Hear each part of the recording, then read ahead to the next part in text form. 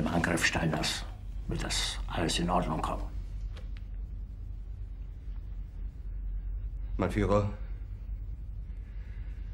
Steiner konnte nicht genügend Kräfte für einen Angriff massieren.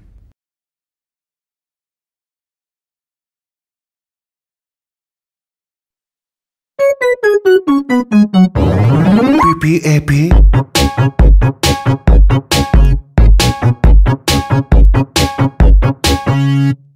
I have a pen, I have an apple, apple pen. I have a pen, I have pineapple, pineapple pen, apple pen, pineapple pen, pen pineapple apple pen.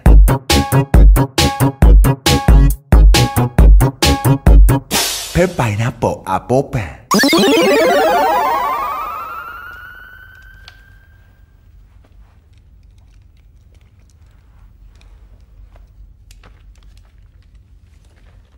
Es bleiben im Raum Keitel, Jodl, Krebs und Burgdorf.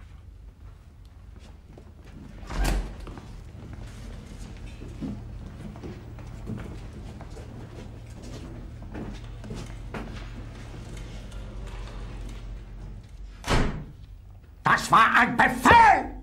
Der Angriff Steiners war ein Befehl!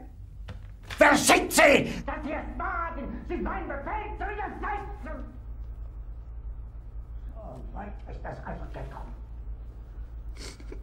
Das Militär hat mich belogen!